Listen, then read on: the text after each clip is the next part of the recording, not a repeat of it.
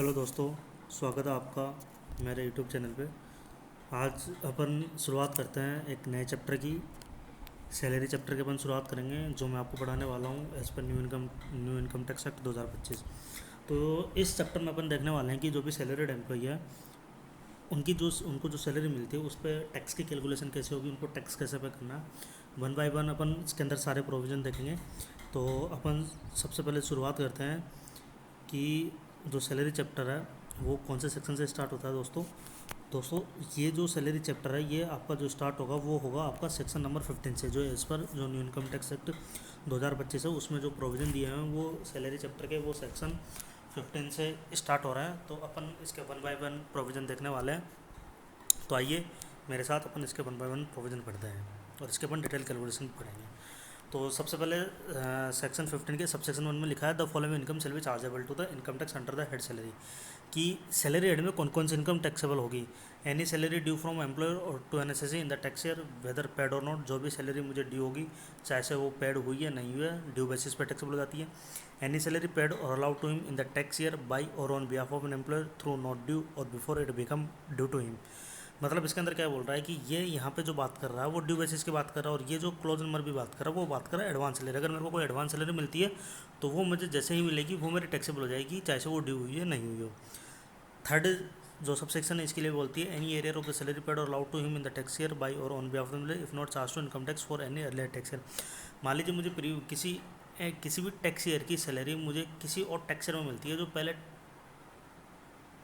Taxable नहीं हुई है, वो मेरे जिस ईयर में मिलेगी वो उस ईयर में मेरे को टैक्सेबल हो जाएगी। तो अपन समझते हैं सबसे पहले सेक्शन 15 में कि कौन कौन सी सैलरी क्या क्या यहाँ पे इंक्लूड होगा। मतलब सैलरी के अंदर क्या क्या इंक्लूड होगा। सैलरी इंक्लूड मतलब किस किस चीज़ पे यहाँ पे टैक्स लगेगा। सबसे पहले जो सैलरी मुझे मिली है, salary weather paid or not, इसका मतलब ये होगा ये ड्यू बेसिस पे मेरी टैक्सेबल हो जाएगी।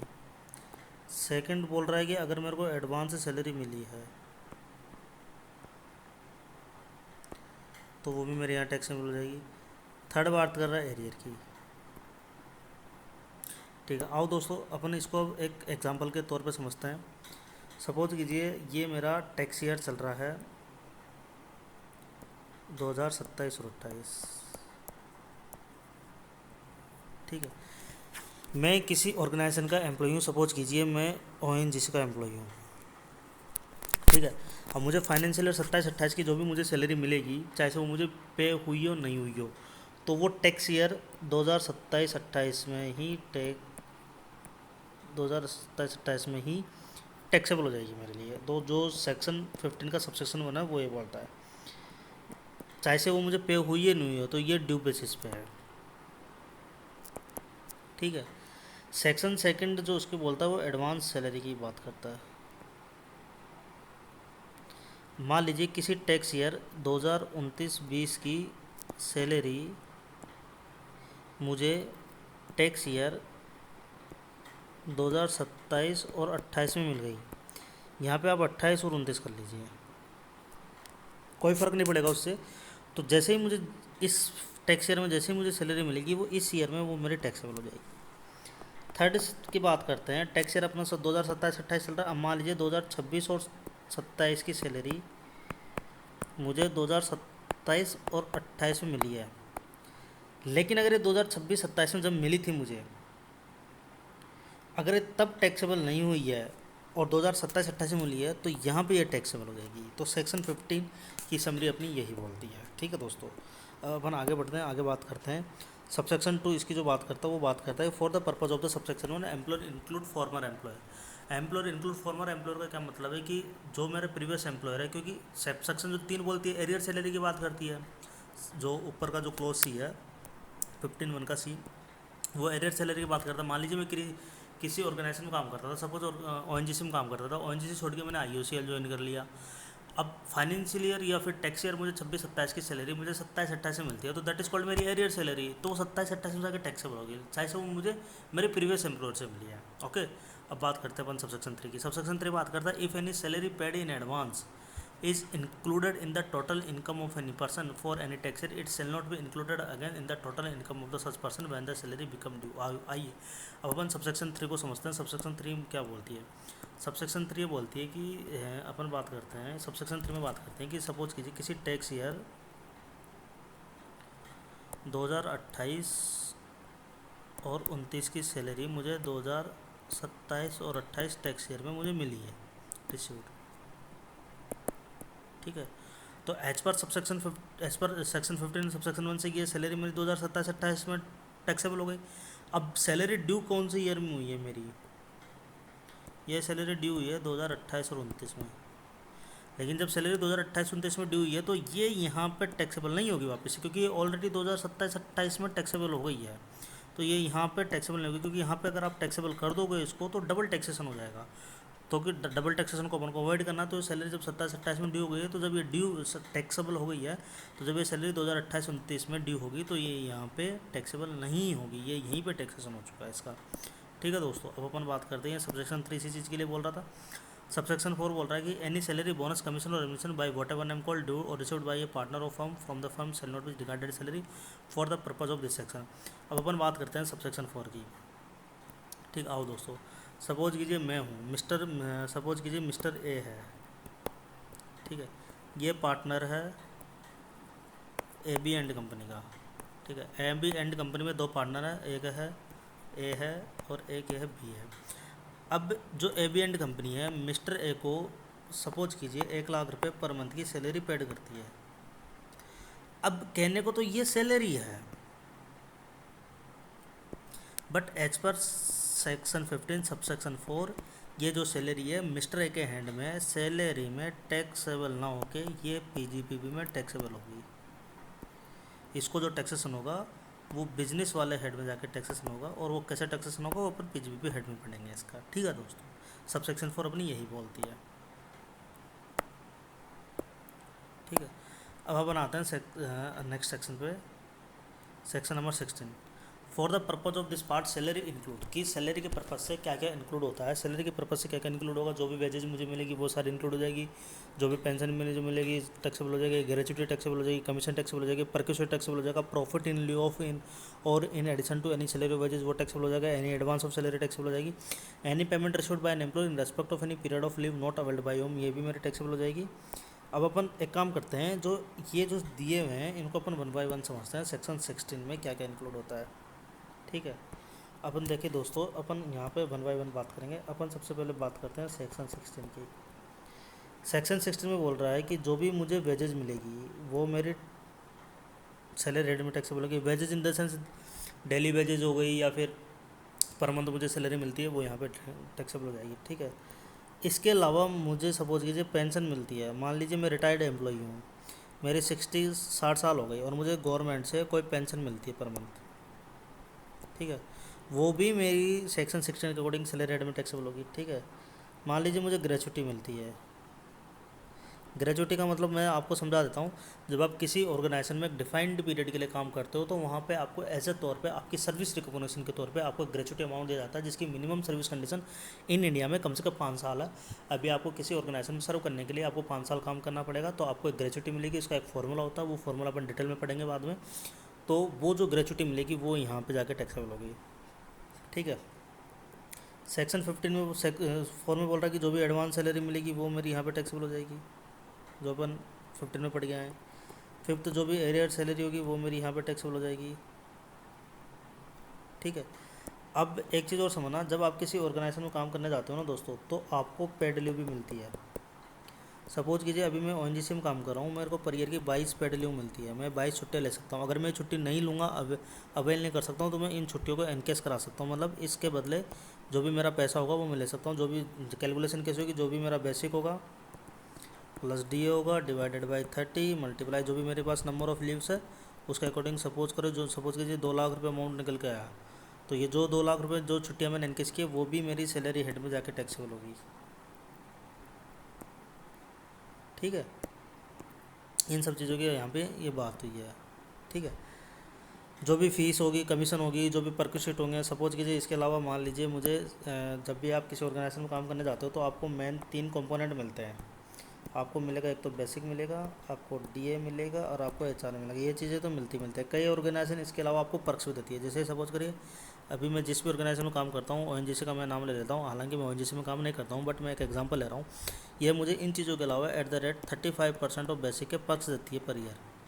तो जो ये पर्क्स मिलते हैं वो भी मेरे सैलरी हेड में जाके टैक्सेबल होंगे। जो भी मुझे फ़ीस मिलेगी, जो भी मुझे कमीशन मिलेगा, जो भी मुझे फ़ीस मिलेगी, जो भी मेरा कमीशन होगा, वो सारी मेरी सैलरी हेड में टैक्सेबल होगी। एक चीज़ और समझना, यहाँ पे एक कॉन्सेप्ट और था दोस्तों, प्रॉफिट इन लिeu ऑफ सैलरी।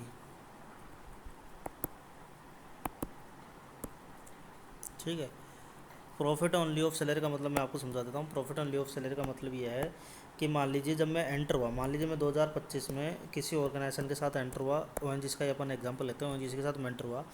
बाद में मान लीजिए 2027-28 में ओएनजीसी ने मेरे टर्म्स एंड कंडीशंस को मॉडिफाई कर दिया। जो भी मेरी एम्प्लॉयमेंट की टर्म्स एंड कंडीशन थी उसको मॉडिफाई कर दिया या फिर कुछ चेंजेस कर दिया, और उसकी वजह से अगर मुझे कुछ पैसा मिलता है, मनी मिलती है, तो वो भी मेरी सैलरी हेड में जाके टैक्सेबल होगी। ठीक है, आइए अपन बात करते हैं अब नेक्स्ट सेक्शन की। इसके अंदर 15-16 के बाद जो सब सेक्शंस उनकी बात करते हैं। ठीक है, ये जो सेक्शंस है इनके बारे में बात कर लेते हैं। The annual accretion to the balance at the credit of an employ participating in recognised provident fund to the extent to which it is chargeable to tax as per paragraph 6 of part A of schedule 11।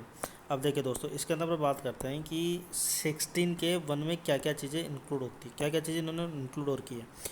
इन्होंने बोला कि the annual aggregation to the balance at the credit of an employ participating in a recognised provident fund to the extent to wit is chargeable to tax as per paragraph 6 of part A of schedule 9। अपन एक काम करते हैं दोस्तों, जो ये जो point number आई, जे, के और आई लिखे हुए ना 1 वाले, इन पॉइंटों को अपन काम करेंगे। जो जब अपना सैलरी चैप्टर जब एंड हो जाएगा ना, तब मैं आपको अच्छे से समझाऊंगा, क्योंकि अभी क्या है कि अभी अपनी सैलरी चैप्टर की स्टार्टिंग है और अभी अपन ने डिटेल कैलकुलेशन पढ़ी नहीं है। जब अपने पास पूरा जब सैलरी चैप्टर खत्म हो जाएगा ना, तब मैं आपको प्रोविडेंट फंड के बारे में बताऊंगा कि what is recognised provident fund और अनरिकॉग्नाइज्ड प्रोविडेंट फंड और स्टैट्यूटरी प्रोविडेंट फंड क्या होता है। जब आप तीनों में इसके अंदर डिफरेंस समझोगे तब आपको ये सारी चीज़ें समझ में आएगी। ठीक है, अभी स्टार्टिंग में ये चीज़ें समझना थोड़ा डिफिकल्ट हो जाएगी, तो एक बार सैलरी चैप्टर खत्म हो जाए तब अपन इसके बारे में बात करेंगे।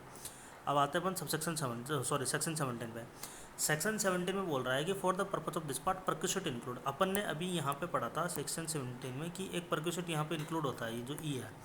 अब परक्यूशिट में क्या क्या चीज़ें इंक्लूड होंगी वो सेक्शन 17 बताता है। सेक्शन 17 बोलता है कि for the purpose of this part perquisite include the value of rent free accommodation provided to the assessee by each employer completed in such manner as may be prescribe.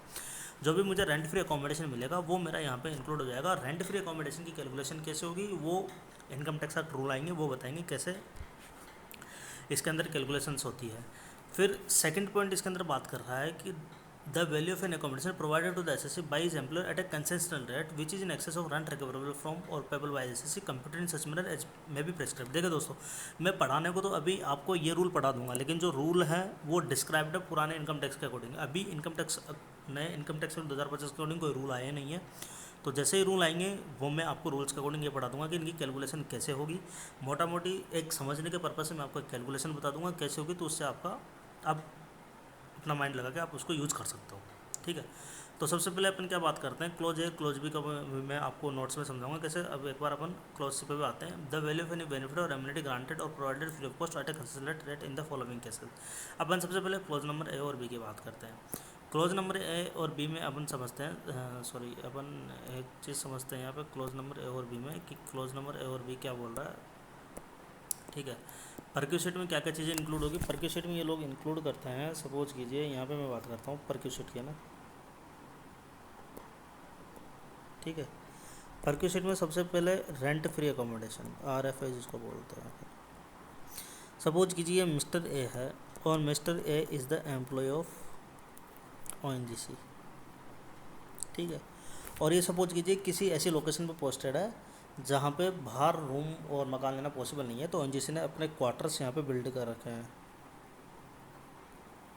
ठीक है, quarter build कर रखे हैं, तो mister A को एक quarter यहाँ पे अलॉट हो गया।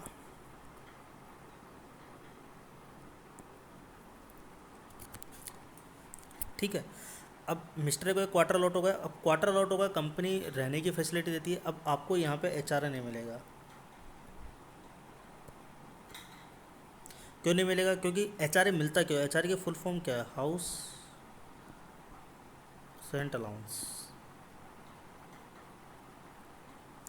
हाउस रेंट अलाउंस अगर आप बाहर रूम वगैरह लेके रहते हो, मकान वगैरह लेके रहते हो, तो आपको ये यहाँ पे फैसिलिटी मिल जाती है। लेकिन जब आप यहाँ पे रह ही नहीं रहते हो, आपको ये फैसिलिटी, आपको एचआरए मिलेगा नहीं, तो आपको रेंट फ्री अकोमोडेशन दे दिया। अब जब रेंट फ्री अकोमोडेशन दे दिया, तो ये अब अपने सेक्शन 15 पढ़ा था कि HRA is also my salary part. अब जब मुझे एचआरए मिला ही नहीं, तो ये सैलरी का मेरा पार्ट हुआ ही नहीं, मुझे तो रेंट फ्री अकोमोडेशन मिला। ऐसे तो सब लोग क्या करेंगे, अपनी सैलरी कम करने के लिए रेंट फ्री अकोमोडेशन ले लेंगे एम्प्लॉयर से।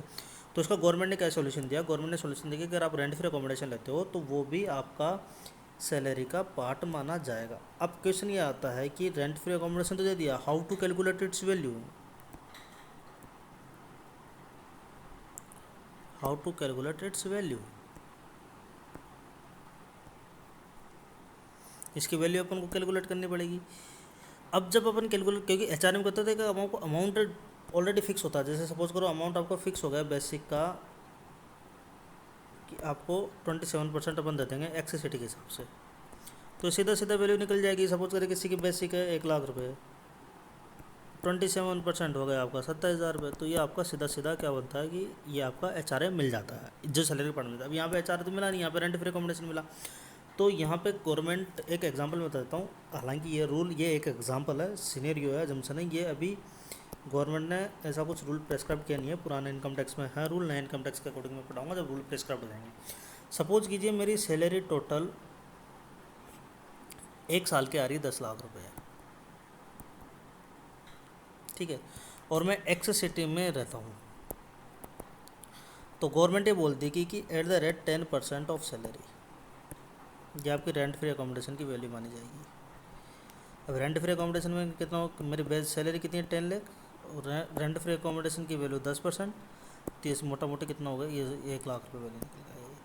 तो ये मेरी किस में इंक्लूड हो जाएगी? ये मेरे सैलरी का पार्ट बन जाएगा। ये एक एग्जांपल, ऐसा कोई रूल अभी क्लियर कट डिफाइंड नहीं है न्यू इनकम टैक्स एक्ट में, जब आएगा तो अपन बात कर लेंगे, ठीक है ना। अब यहाँ पे मान लीजिए क्लोज की बात होगी, अब अपन बात करते हैं क्लोज इसकी, क्लोज सेकंड की। क्लोज सेकंड सिमिलर है क्लोज ए से। अब सपोज कीजिए क्लोज ए में मेरी जो रेंट फ्री अकोमोडेशन की जो वैल्यू निकल के आई, वो निकल के आई 1,00,000 रुपये। अब जो मेरा एम्प्लॉयर है ओएनजीसी ने, उसने मेरे से 1,000 रुपये पर मंथ के हिसाब से कुछ अमाउंट मेरे को रिकवर कर लिया, ठीक है, मल्टीप्लाई विद 12, तो जो अमाउंट रिकवर हो गया वो मेरा यहाँ पे लेस हो जाएगा। कितना आया? 88,000। तो क्लोज भी में 88,000 टैक्सेबल होगा, क्योंकि मैं कुछ रेंट तो ऑलरेडी पे कर चुका हूँ ना, तो ये मेरा यहाँ पे इंक्लूड नहीं होना चाहिए, तो 88,000 ही मेरा यहाँ पर टैक्सेबल होगा। तो वो ये यहाँ पे यही कहना चाह रहा है कि द वैल्यू, क्लोज बी में, the value of an accommodation provided to the assessee by his employer at a concessional rate which is in excess of rent recoverable from or payable by the assessee computer in such manner as may be prescribe. अब suppose कीजिए अगर मान लीजिए मेरा rent ही कुछ ज़्यादा है, अगर जो मेरी आरएफए की जो वैल्यू निकल के आई, अगर वो रेंट ही मान लीजिए सपोज कीजिए यहाँ पे 1,20,000 रुपये है, तो फिर ये यहाँ पे टैक्सेबल नहीं होगा फिर वो, ठीक है दोस्तों, क्योंकि वो जो वैल्यू निकल के आ रही है वो मेरी एक्सेसिबल होनी चाहिए रेंट रिकवरेबल से। यहाँ पे क्या ना, at a which is in excess of the rent recoverable, ठीक है। अब क्लोज सी की बात करते हैं। क्लोज में बोल रहा है कि the value of any benefit or amenity granted to provided free of cost or at a concessional rate in the following cases by a company to an employ who is a director thereof or who is a substantial interest in the company. इसमें लिखा the value of any benefit or amenity granted to provided free of cost or concessional. अगर कोई company अपने employ को, जो director हो, who is a director thereof or who is a substantial interest in the company, तो अगर कोई benefit देती है वो भी अपना इसके अंदर सैलरी रेट में टैक्सेबल हो जाएगा। सेकंड में बोल रहा है कि by an employ including company to an employ whose income under head salary by way of monetary payment from exceed such amount as may be prescribed by an employ including a company to an employ whose income under the head salary by way of monetary payment from one an employ exceed such amount as may prescribed, तो वो भी यहाँ पे taxable हो जाएगी, ठीक है।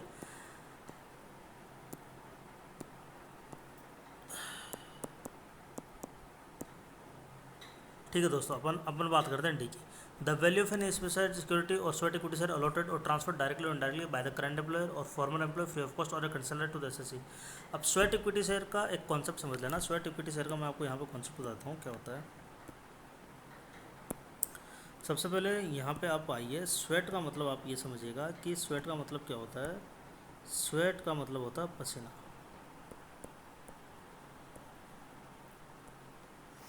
मान लीजिए मिस्टर ए है, ये ओएनजीसी का एम्प्लॉई है और ये दिन रात काम करता है ओएनजीसी के लिए। तो ओएनजीसी ने बोला कि आपकी मेहनत के बदले हम आपको,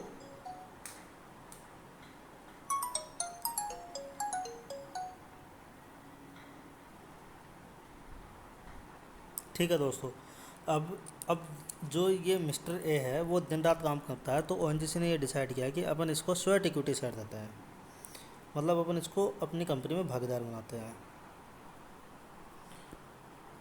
तो जो इसकी जो वैल्यू होगी ना, वो भी सैलरी हेड में जाके टैक्सेबल होगी। बस इतनी सी बात बोल रहा है ये। देखो यहाँ पे आओ आप, क्या बोल रहा है कि the value of an specified security or security allotted to or transfer directly indirectly by the current employer or former employer free of cost or concession to the assessee. The value of an other benefit or amenity prescribe, जो भी amenities और benefit होंगे जो भी मिलेंगे वो भी taxable हो जाएंगे। Any sum paid by the employer in respect of any obligation which but for such payment would have been payable by the assessee. मान लीजिए कोई ऐसी ऑब्लिगेशन थी जो कि एसएससी को पेबल थी, लेकिन एसएससी के बिहाफ पे एम्प्लॉयर ने पे की है, तो वो भी यहाँ पे टैक्सेबल हो जाएगी। एक एग्जांपल इससे सिमिलर मैं एक एग्जांपल देता हूँ, मेडिकल रिम्बर्समेंट का। ठीक है, मेडिकल रिम्बर्समेंट का, जैसे मान लीजिए ये मेडिकल रिम्बर्समेंट है। ठीक है, मान लीजिए मिस्टर ए है और इसकी तबीयत ख़राब हो गई। ठीक है, तो ये किसी पर्टिकुलर हॉस्पिटल में दिखाने गया तो उसका बिल आया वहाँ पे 1 लाख रुपये। इसने उस हॉस्पिटल को पे कर दिया। पे करने के बाद इसने ये पैसा अपने ओएनजीसी कंपनी से क्लेम कर लिया। तो जो ये 1 लाख रुपये इसको मिले ना, ये भी इसके सैलरी हेड में जाके टैक्सेबल हो जाएंगे। तो कोई भी ऐसी ऑब्लिगेशन जो एसएससी के बिहाफ पे एम्प्लॉयर पे करता है, तो वो एसएससी के सैलरी हेड में जाके वो टैक्सेबल होती है। ठीक है, रिकग्नाइज प्रोविडेंट फंड की यहाँ पे वो कहानी आ गई। Any sum payable by the employer to the effect and insurance on the life of the assessee or to effect contract from annuity whether directly through fund recognise provident approved supervisional, जो भी PF में जो भी contribution देंगे वो भी यहाँ पे टैक्सेबल हो जाएगा in the hand of the employee. Aggregate amount of any contribution excess of 7,50,000 rupees in tax made to the account of the assessee by an employer. अब देखें यहाँ पे एग्जाम्पशन मिलती है। यहाँ पे एक चीज़ माना, यहाँ पे क्लोज जी में लिखा है कि any sum payable by the employer to the effect and insurance on the life of the assessee or to the effect a contract for annuity whether directly through a fund other than recognised provident fund approved superannuation fund deposit linked insurance fund be section 6 of the employ provident fund miscellaneous fund. मान लीजिए कोई insurance, कोई assurance company लेती है for the employ for the life of the employ, तो जो भी amount होगा उसका वो एम्प्लॉय की सैलरी में जाकर टैक्सेबल होगा। लेकिन जो कंट्रीब्यूशन है वो other than recognised provident fund होना चाहिए, अप्रूव्ड सुपरएनुएशन फंड होना चाहिए, डिपॉजिट लिंक्ड इंश्योरेंस फंड होना चाहिए और section 3G of the coal mines provident fund के अलावा होना चाहिए और section 6 of the employ provident fund के अलावा होना चाहिए। ये सारी सेक्शंस अपन आगे कवर करेंगे। अब यहाँ पे लिखा कि एग्रीगेट अमाउंट एच में aggregate amount of any contribution in excess of 7,50,000 मतलब 7,50,000 in tax made to the account of the assessee by the employer in a recognised provident fund in the scheme refer to section 124 in approved superannuation. मतलब इसके अंदर लिखा है कि अगर employer aggregate amount of any contribution excess of 7,50,000 रुपये tax कर made to the account of the assessee by the employer. मान लीजिए एम्प्लॉयर कंट्रीब्यूशन करता है, यहाँ पे एम्प्लॉयर जो कंट्रीब्यूशन करेगा रिकग्नाइज्ड प्रोविडेंट फंड में और सुपरएनुएशन फंड में और जो स्कीम रेफर्ड है सेक्शन 124 सब सेक्शन 1 में, तो उनमें जो भी कंट्रीब्यूशन करेगा इन एक्सेस ऑफ 7,50,000 रुपीज़ वो जाकर टैक्सेबल होगी सैलरी हेड में। उसके ऊपर जो भी टैक्सेबल होगा और उसके जो भी नीचे होगा वो सारा का सारा एग्जाम्प्ट हो जाएगा अपना। ठीक है, the annual accretion by way of interest dividend or other amount of similar nature during the tax to the balance at the credit of the fund or scheme referred in clauses complete in such manner as prescribed to the extra contribution referred in the set clause in the tax. अब suppose कीजिए, मान लीजिए जो close H में, यहाँ पे close H ही है ना मेरे भाई, क्लोज एच में जो भी यहाँ पे दिया हुआ है, ठीक है, एम्प्लॉयर की बात हुई थी यहाँ पे। ठीक है, the annual aggregation by way of interest dividend or other amount of similar nature during the tax to the balance at the credit of the fund or scheme referred to clause as completed in such manner as prescribed to the extent it related contribution refer to in the set section in the tax year. अब मान लीजिए यहाँ पे H में कोई contribution किया है employ ने, ठीक है, कॉन्ट्रीब्यूशन हो गया, कॉन्ट्रीब्यूशन होगा पीएफ में हो गया या फिर सुपर एनुएशन फंड में होगा, जिसमें होगा। अब उसमें जो भी इंटरेस्ट मिलेगा वो सैलरी हेड में जाकर टैक्स होगा। कुछ एग्जाम्शन मिलेगी तो गवर्नमेंट बताएगी नोटिफिकेशन के थ्रू, अगर कुछ एग्जाम्शन मिलेगा। अभी तो ऐसा कुछ बताया नहीं है इन्होंने, तो जो भी अमाउंट होगा वो आपके सैलरी हेड में जाकर टैक्सेबल होगा। वो इतनी सी ये बात कर रहा है, ठीक है। अब आते हैं सबसेक्शन 2 पे। सबसेक्शन 2 बोल रही है कि nothing in subsection 1 shall apply to, मतलब जो अपने ये जो सेक्शन 1 पढ़ी है 17 की परक्यूशन के अंदर, उसमें सबसेक्शन 2 में लिखा है कि कुछ भी चीज़ अप्लाई नहीं होगी। The value of any medical treatment provided to an employer any member of family in an hospital maintained by the employer. अभी मैंने आपको मेडिकल रिम्बर्समेंट की बात की थी, लेकिन सपोज कीजिए यहाँ पे जो मिस्टर ए है उसने जो ट्रीटमेंट लिया है वो ओएनजीसी के किसी हॉस्पिटल से लिया है, ओएनजीसी जो हॉस्पिटल मेंटेन करती है, ठीक है। तो उस हॉस्पिटल से जो भी ट्रीटमेंट लिया है उसकी जो भी वैल्यू होगी वो टैक्सेबल नहीं होगी आपके यहाँ, उसकी एग्जाम्पशन यहाँ पे आपको दे दी है। एग्जाम्पशन मतलब वो सैलरी का पार्ट ही नहीं बनेगी आपकी, है ना। बी बोल रहा है any sum paid by an employer in respect of an expenditure actually incurred by an employee on is medical treatment on treatment of any member of his family. Family के लिए भी है, लेकिन फैमिली के लिए क्या कंडीशन है, इन an hospital maintained by the government और एनी लोकल अथॉरिटी और any other hospital approved by the central government for the process of the medical treatment. और मतलब सेंट्रल गवर्नमेंट के जो भी गवर्नमेंट के हॉस्पिटल में आप ट्रीटमेंट लोगे अपनी फैमिली के लिए या अपने लिए, वो भी आपकी टैक्स सैलरी का पार्ट नहीं बनेगी। In respect of the prescribe disease or eliminate in any hospital approved by the principal chief commissioner, जो भी प्रेस्क्राइब डिसीज होंगी उस पर वो भी आपकी टैक्सेबल नहीं होगी। Any portion of the premium paid by an employ in relation to an employ to the effect or keep in force an insurance on health of such employ under an scheme approved for the purpose of section 30C of the Y. अभी अपने ऊपर पढ़ा था कि कोई insurance लेता है तो वो टैक्सेबल होती है, लेकिन जो भी स्कीम अप्रूव्ड होगी सेंट्रल गवर्नमेंट के द्वारा या इरेडा के द्वारा तो वो भी आपके टैक्सेबल नहीं होगी। क्लोज डी में बोल रहा है कि any sum paid by an employ in respect of any premium paid by the employ to the effect or to given for an insurance on the health of family under an scheme approved by the purpose of section by the central government. अभी अपन ने ऊपर पढ़ा था कि जो भी assurance ली जाएगी, जो भी उसके इंश्योरेंस पॉलिसी ली जाएगी वो टैक्सेबल होगी, लेकिन अगर वो स्कीम सेंट्रल गवर्नमेंट के द्वारा अप्रूव है, इरेडा के द्वारा अप्रूव है, तो वो भी आपका टैक्सेबल नहीं होगी। Any expenditure incurred by the employer for the use of any vehicle for journey by the SSC from his residence to his office or place of work or from such office or place to journey, any expenditure incurred by the employer for the purpose of use of vehicle। अब मान लीजिए ये mister A है, ये travel करता है, मान लीजिए ये जो मिस्टर ए है ये ट्रैवल करता है रोज़ का 15 किलोमीटर वन रूट, तो इसके जो टोटल रूट होगा 30 किलोमीटर। अब इसको लाने ले जाने का एक्सपेंडिचर भी ओएनजीसी बियर करती है, तो जो ये एक्सपेंडिचर होगा वो भी इसकी सैलरी का पार्ट नहीं बनेगा। यहाँ पे क्लियरली मना कर दिया, हम सैलरी का पार्ट वो नहीं बनेगा, ठीक है। अब हम नेक्स्ट सेक्शन पढ़ते हैं। नेक्स्ट पे आइए आप। Any expenditure incurred by the employer or any sum paid by the employer in respect of an expenditure actually incurred by the employ on medical treatment of the employ or any family member of such employ outside India. अगर treatment उसका outside employ हो रहा है, outside India हो रहा है, तो वो भी टैक्सेबल नहीं होगा। Travel and stay abroad for the employer any member of the family of such employee of medical treatment, जो भी स्टे और ट्रैवल होगा वो भी टैक्सेबल नहीं बनेगा। Travel and stay abroad of one attender who accompany the patient in connection with the such treatment, मतलब जो भी वन अटेंडेंट जाएगा वो भी एग्जाम्प्ट हो जाएगा, लेकिन अगर एक्सेस ज़्यादा है तो जो सेकंड पर्सन का जो भी एक्सपेंडिचर होगा वो यहाँ पे आकर टैक्सेबल हो जाएगा।